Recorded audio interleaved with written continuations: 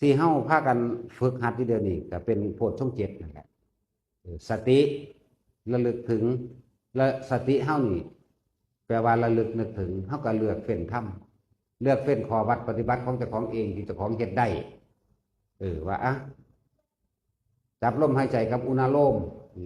เจริญฌานตอนนี้แหละเว้ย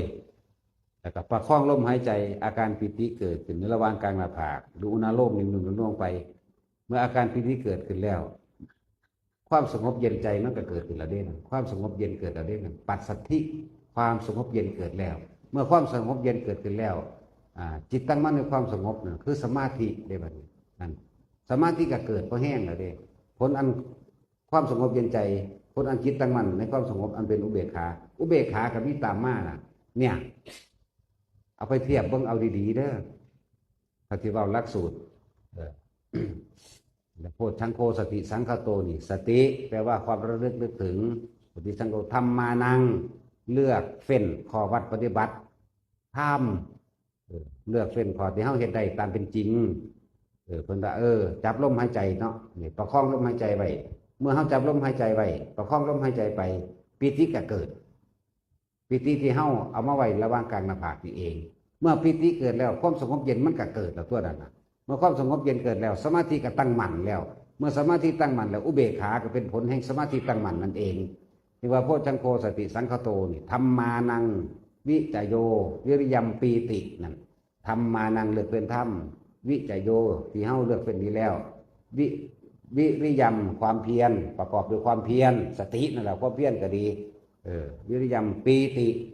เกิดขึ้นระหว่างกลางหน้าผากแล้วนั่นปัสสัทธิความสงบเย็นย่อมเกิดขึ้นโพชฌังคาจัตถาปเรสมาธุนี่สมาธุเบกขะผลแห่งสมาธิจิตตั้งมั่นนี้ก็ได้ความเป็นอุเบกขาเกิดขึ้นสมาธุเบกขะโพชฌังคาจัตถาปเรสมาธุเบกขะนี่ฟังดี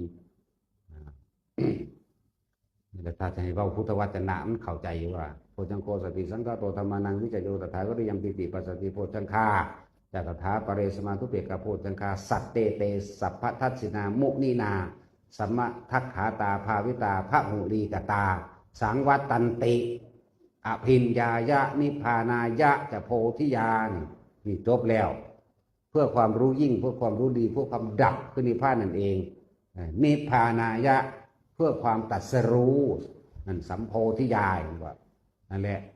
มันก็จบอยู่แค่นี้สติปัฏฐานสี่บ่กับเป็นหนังสิบ่แม่นสี่เฮ็ดอันนึงสะเทือนถึงกันเบิดเหตุสติปัฏฐานสี่ก็มาหาโพชฌงค์เจ็ดโพชฌงค์เจ็ดไปหาอันเดียวกันถึงว่าให้มันใจเฮ็ดเอาในตัวนี้แต่ละคนอธิบายละเอียดเด้มื้อนี้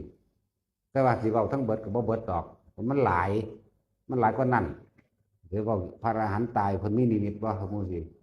มีเป็นจังสิบ่มีแต่ว่าเพิ่นดับได้เพิ่นแล้วเพิ่นบ่ติดใสเลย